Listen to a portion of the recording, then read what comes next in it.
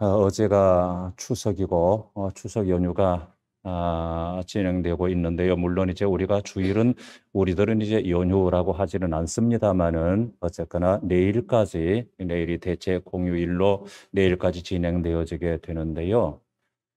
추석 연휴 한복판에 또 추석 바로 다음 날에 차라리 죽는 것이 낫겠다, 이런 제목이 좀 쇼킹하기도 하고, 그리고 우리의 기분을 너무 우울하게 만드는 것 같습니다. 여러분 그렇지 않겠습니까? 그냥 기쁘고 즐겁게 기뻐하자, 즐거워하자, 감사하자 그러면 좋겠는데 차라리 죽는 것이 낫겠습니다. 좀 대단히 우울해지잖아요, 우리가. 먼저 우리가 말씀을 한번 보도록 하겠습니다. 갈라디아서 6장 9절의 말씀 우리가 한번 주목해 보시고 우리가 한 목소리로 한번 같이 낭독하겠습니다. 다 같이 시작. 우리가 선을 행하되 낙심하지 말지니 포기하지 아니하면 때가 이르매 거두리라. 아멘. 우리가 아주 좋아하는 그런 말씀이지요. 그런데 여기서 사도께서는 두 가지를 우리에게 주의시키고 있습니다. 첫째 주의시키고 있는 것이 뭐냐 하면 낙심하지 말아라고 하는 것입니다. 낙심하지 말아라. 그 다음에 두 번째 주의시키는 것이 뭐냐 하면 포기하지 말아라 하는 것입니다. 그런데 여기서 말하는 낙심과 포기는 사실은 하나의 문제에, 하나의 단어에 연관되어져 있는 것들입니다. 즉 이를테면 낙심하게 되면 포기하게 돼 있다고 하는 거예요.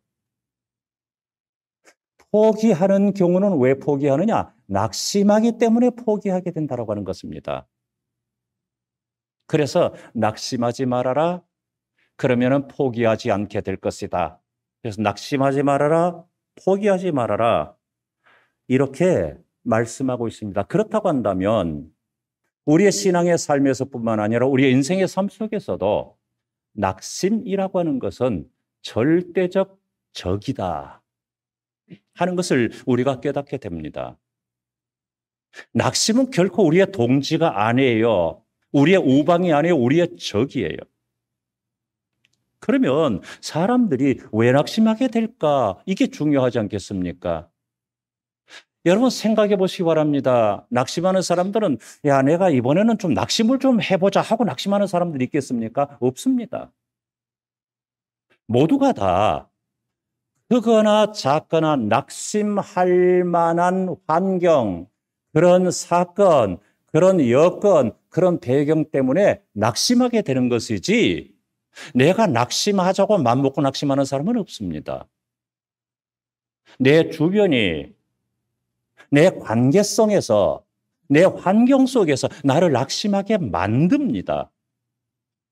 그래서 낙심하게 된단 말이죠. 그러니까 왜 그렇게 낙심하게 될까라고 하는 것입니다.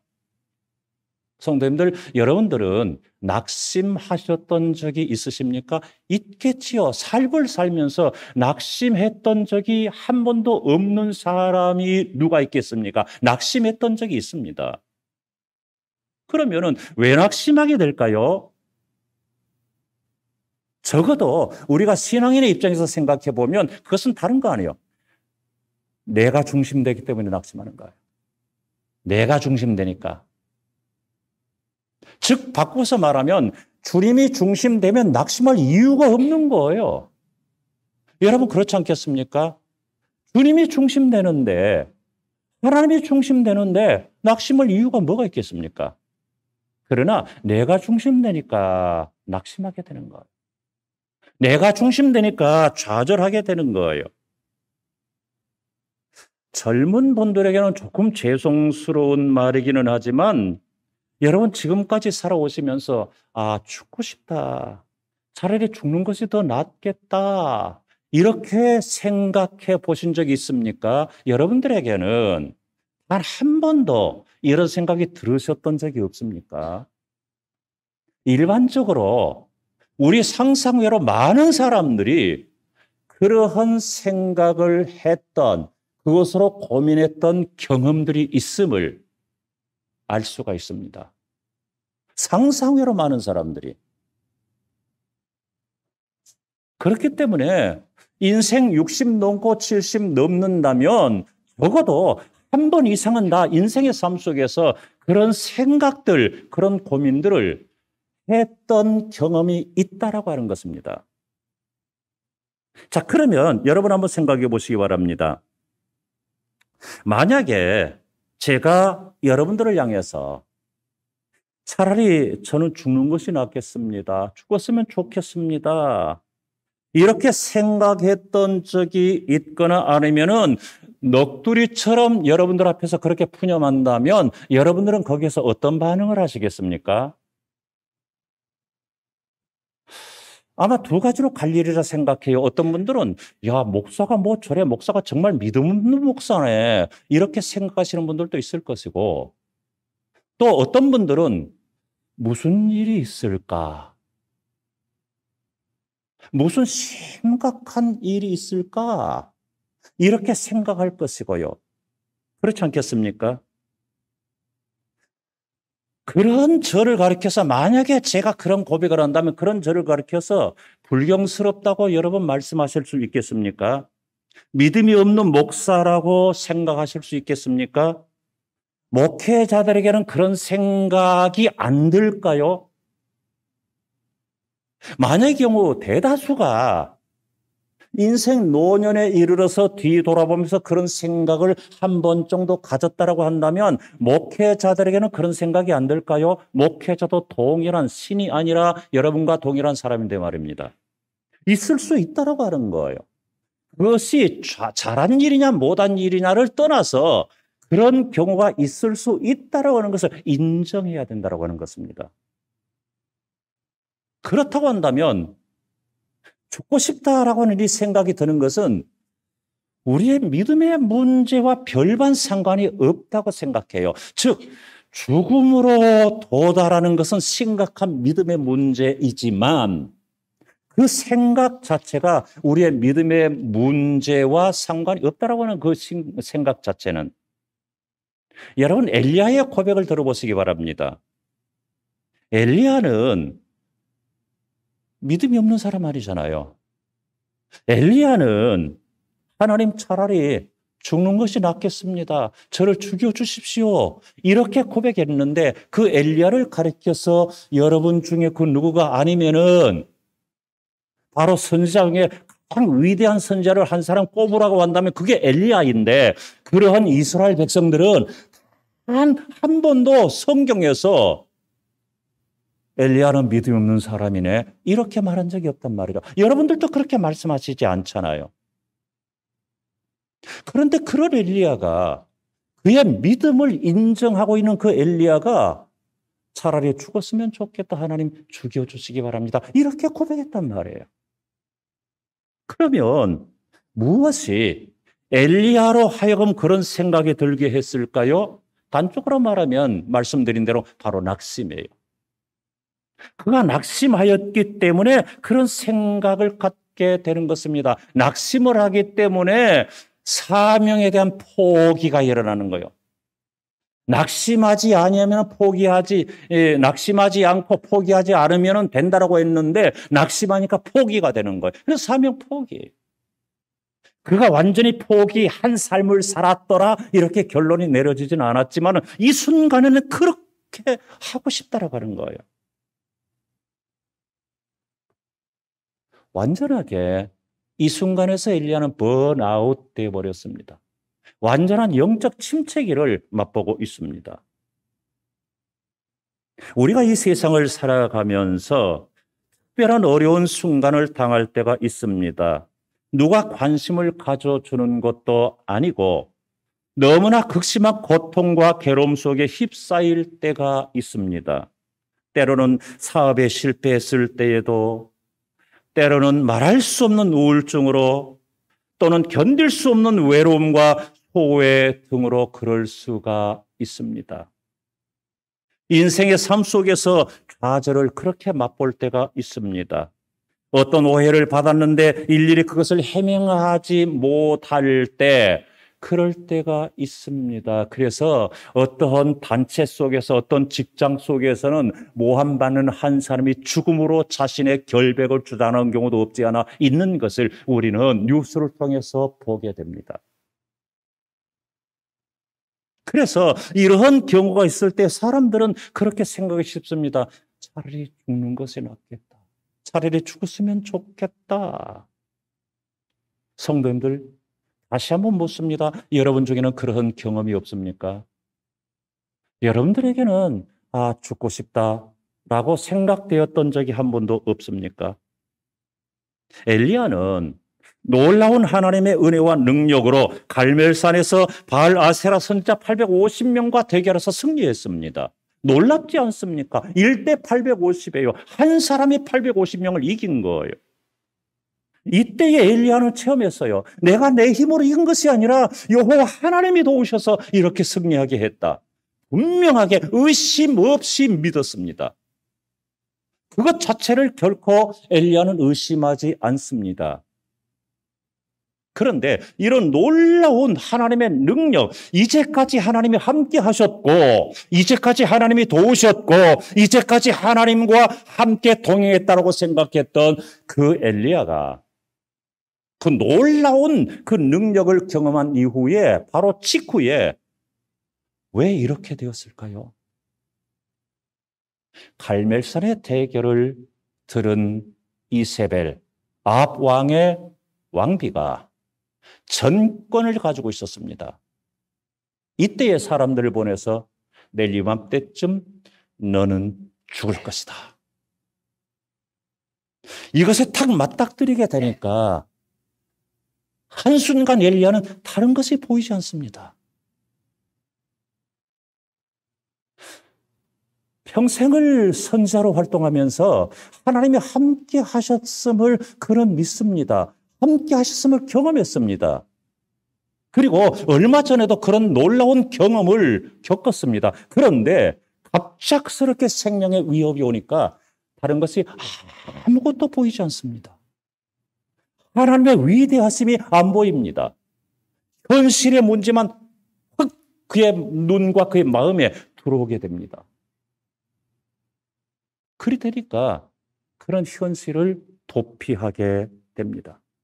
그래서 결국은 죽었으면 좋겠다. 엘리야는 고백합니다. 나 혼자 남았다. 나 혼자 남았다. 이전까지는 엘리야가 그렇게 생각했습니다. 내가 아무리 혼자 남았다고 할지라도 하나님이 나와 함께 하시면 내가 모든 것을 할 수 있겠다. 이렇게 생각했습니다. 이 믿음을 가지고 있습니다. 그런데 이 시간에 엘리야는 그리 연약한 고백을 합니다. 나 혼자 남았다. 그래서 그는 북이스라엘의 선지자로 활동했는데 북이스라엘에서 남유다의 최남단에 속한 부엘세바까지 도망을 가고 말았습니다. 그곳에 있는 한 로뎀 나무 아래에서 고백하는 것이 오늘의 본문의 말씀입니다. 그곳에서 엘리야는 죽기를 바라면서 넋두리처럼 고백합니다. 4절 하반절의 말씀을 보면 이렇게 고백합니다. 여호와여 넉넉하오니 지금 내 생명을 거두시옵소서. 나는 내 조상들보다 낫지 못합니다. 이렇게 고백했습니다. 달리 말하면 엘리야는 그렇게 중얼거리는 것입니다. 죽고 싶다. 차라리 죽었으면 좋겠다. 하나님 차라리 죽여주십시오. 이렇게 고백하고 있는 거예요. 엘리야가 지금 하나님 앞에서 하는 고백은 자기 혼자라고 생각하고 있었기 때문에 그래서 나 혼자 남았다고 고백하고 있는 것입니다. 그런데 이상하지 않습니까? 그는 이제까지 선지자 활동하면서 결코 자기 혼자라고 생각하지 않았어요. 늘 하나님이 함께 하신다고 생각했어요. 이제까지 그는 사람을 의지하면서 선지자 활동하지 않았습니다. 오직 하나님만 의지하면서 선지자 활동을 했습니다. 그래서 850명을 이긴 거예요, 한 사람이. 그뿐만 아니라 당시에 말 한마디가 곧 법이었던, 그리고 그런 왕과 그 왕위의 국적을 농단하는 이세벨이라고 하는 놀라운 시퍼런 칼날을 가지고 있는 그 세력 앞에서도 그는 꿈쩍도 하지 않았습니다. 역전승했습니다. 하나님의 도우심으로 승리했습니다. 말 그대로 그들의 코를 납작하게 만들어줬습니다. 우리가 이것을 생각해야 돼요. 힘있게 신앙생활을 한다고 하면서도 낙심할 때가 있고 침체의 늪에 빠질 때가 있구나 하는 것입니다. 내가 신앙을 떠나는 것과 상관없이 신앙을 떠나지 않아도 내가 이렇게 침체의 늪에 빠질 수 있구나. 내가 신앙을 부여잡고 살았음에도 불구하고 이렇게 침체의 늪에 빠질 수도 있구나. 이걸 인정해 줘야 돼요. 우리 스스로 인정해야 돼요. 그럴 때 있다라고 하는 거예요. 죽고 싶은 생각 들 때 있다라고 하는 거예요. 나 혼자구나. 다 나를 버렸구나. 그거 인정해 줘야 돼요. 그럴 때가 있다라고 하는 거예요. 그 생각 들 때가 있다라고 하는 거예요. 그걸 인정하는 거예요. 그 믿음과 상관없는 거예요. 믿는 자들에게 그럴 수 있어요. 엘리야에게도 그랬다라고 하는 거죠.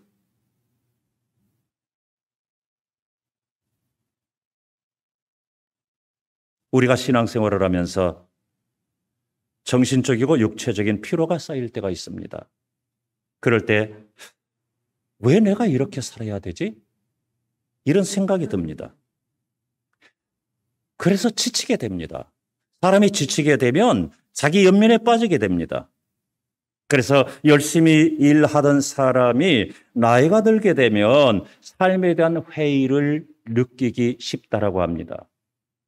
자기 자신에 대해서 회의가 들게 되면 한없이 자기 자신이 불쌍하고 초라한 사람으로 보이게 됩니다. 성도님들, 혹시 주의 일을 하시다가 힘들고 지친다고 생각될 때가 있습니까? 이 세상의 것들 때문에 불안한 삶이라고 생각될 때가 있습니까?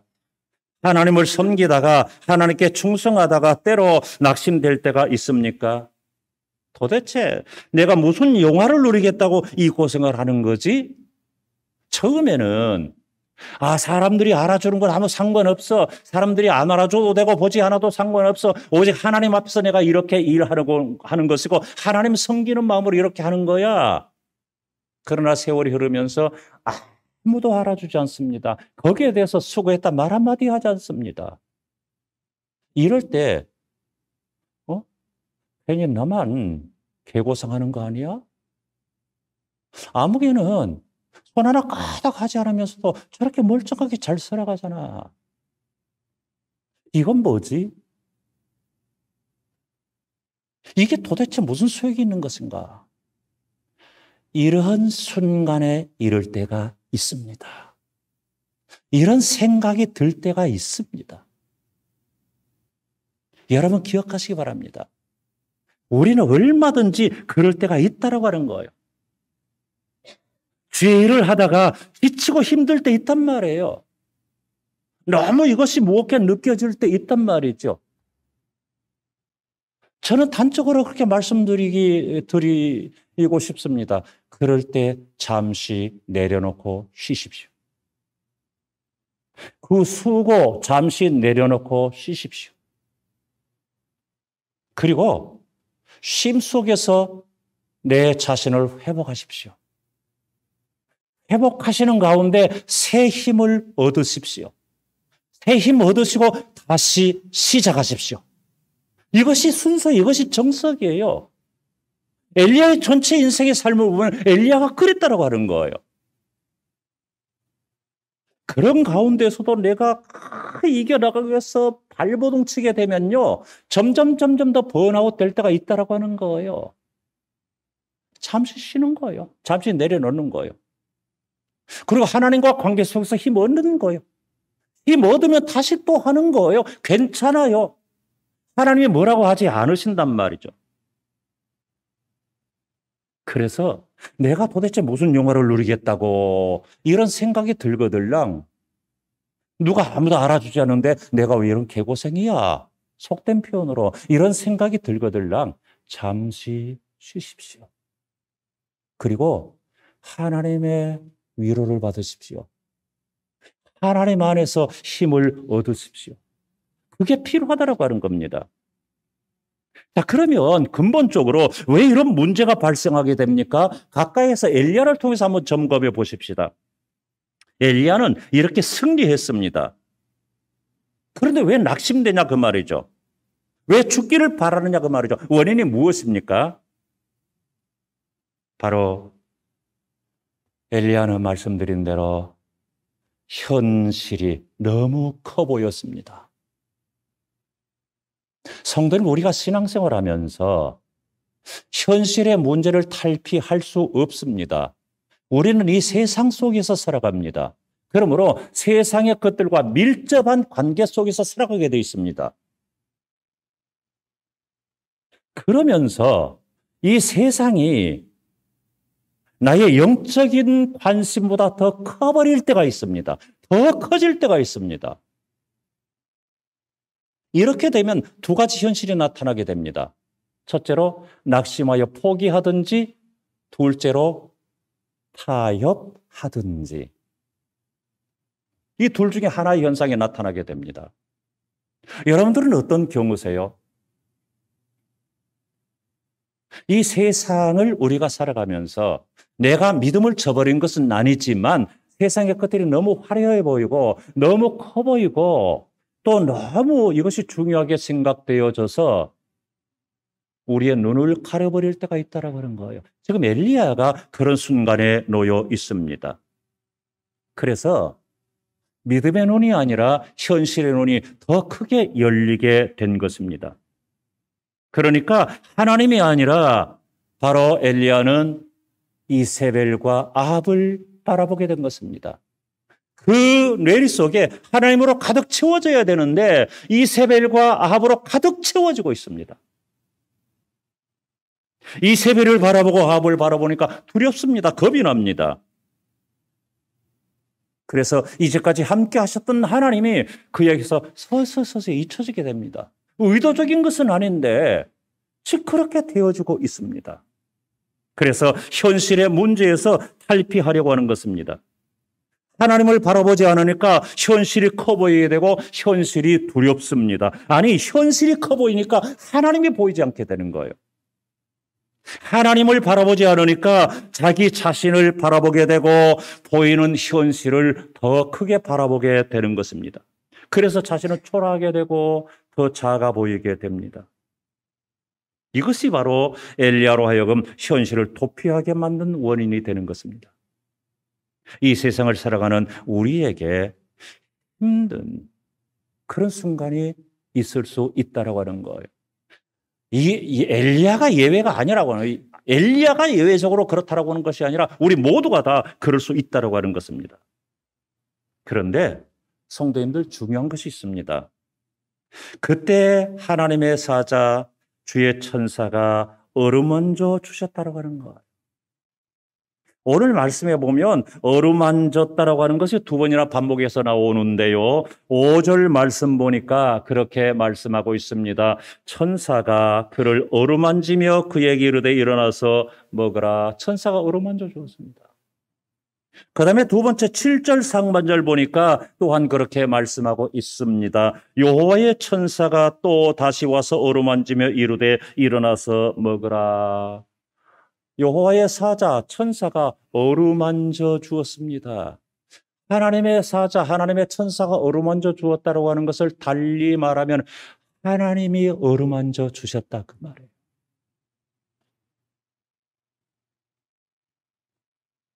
성도님들, 힘든 순간에, 괴로운 한순간에, 정말 곤고하다고 생각되는 그 순간에 하나님의 어루만져 주심이 있다라고 하는 거예요.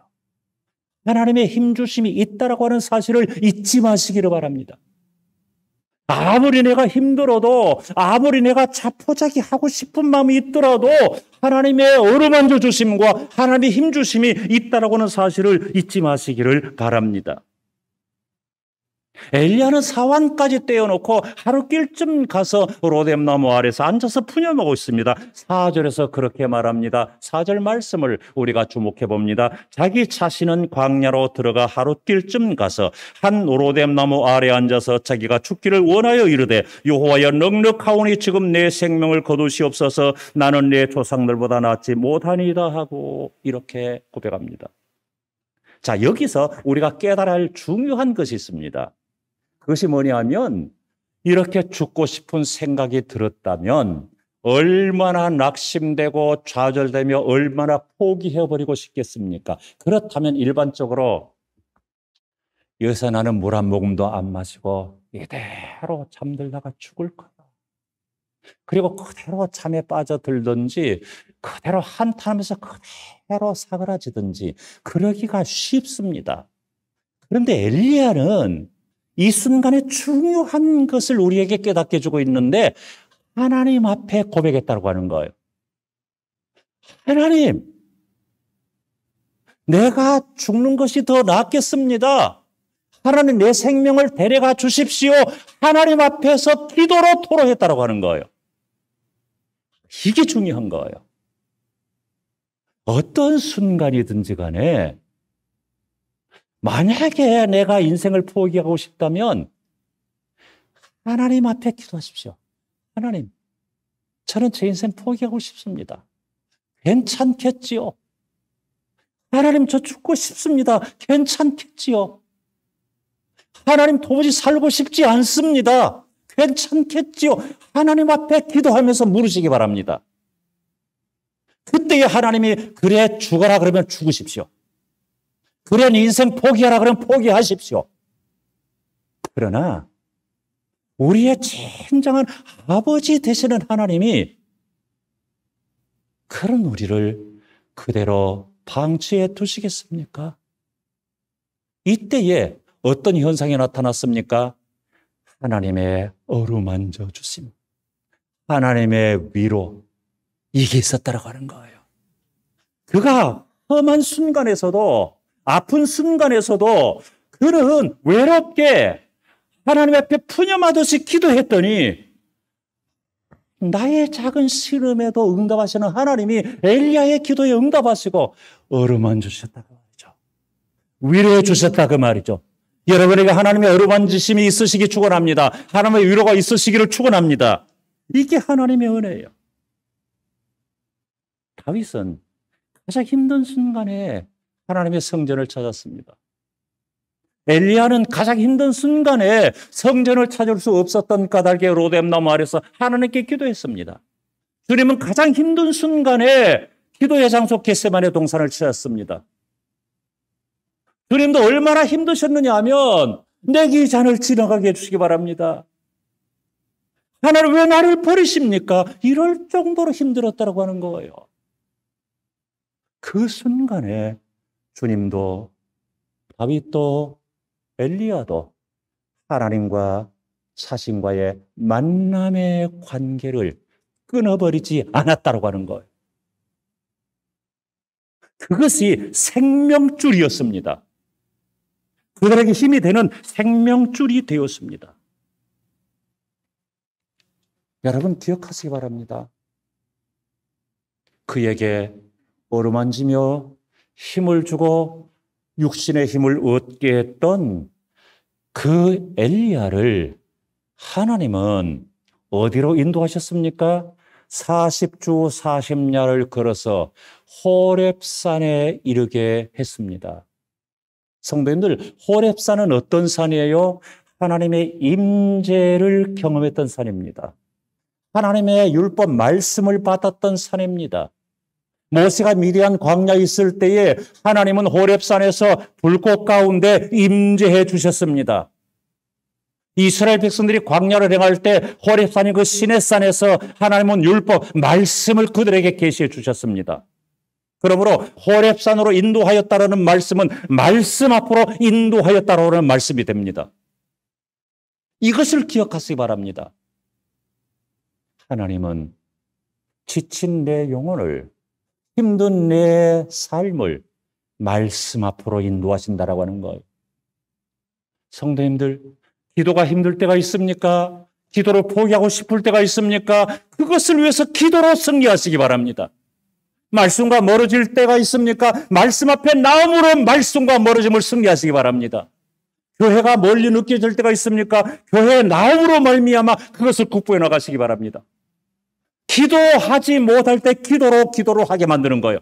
말씀과 멀어질 때 말씀을 가까이 함으로 말씀과 하나 되게 하는 거예요.